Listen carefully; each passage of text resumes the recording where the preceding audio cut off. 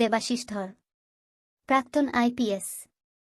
তিনি যখন কোচবিহারের পুলিশ সুপার ছিলেন তখনই শীতলকুচিতে ভোটের দিন কেন্দ্রীয় বাহিনীর বিরুদ্ধে গুলি চালানোর অভিযোগ উঠেছিল। তবে সেই ঘটনা নিয়ে একাধিকবার সম্প্রতি দেখা দিয়েছেন দেবাশিস।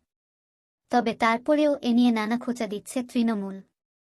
এমনকি তৃণমূলের প্রার্থী শতাব্দী রায়ের নাম করে এক্স হ্যান্ডেলের একটা অ্যাকাউন্ট থেকে দেবাশিসের নাম করে নানা ধরনের অপপ্রচার করা হচ্ছে বলে অভিযোগ।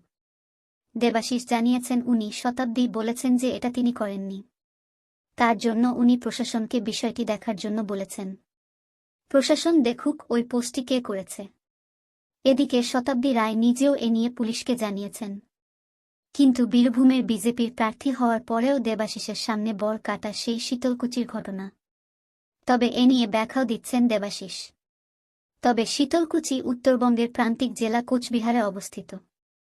আর সেখান থেকে বহু দূরে থাকা বীরভূমে বসেও শুনতে হচ্ছে সেই শীতলকুচির প্রসঙ্গ। দেবাশিস বলেন, ওই ঘটনা যে কত বড় ভাওতা ছিল সেটা মানুষ বুঝেছে। একটা অডিও ক্লিপ যাতে বলা হয়েছে এসপিকে ফাঁসাও, এটাও মানুষ জেনেছে। এর আগে শীতলকুচি প্রসঙ্গে একটি বেসরকারি টেলিভিশনে মুখ খুলেছিলেন দেবাশিস। তিনি জানিয়েছিলেন, প্রথমত শীতলকুচির ঘটনার জন্য আমায় সাসপেন্ড করা হয়নি। আমার বিরুদ্ধে অভিযোগ ছিল যে ভোট পরবর্তী হিংসায় আমি ঠিকমতো কাজ করিনি। সে কারণে কোচবিহার জেলায় হিংসা হয়েছিল। শীতলকুচির কোনো উল্লেখ ছিল না। দুদিনে ১৩২ জনকে গ্রেফতার করেছিল। কেন্দ্রীয় বাহিনীর ব্যবহার কমিশনের গাইডলাইন মেনে কাজ হয়।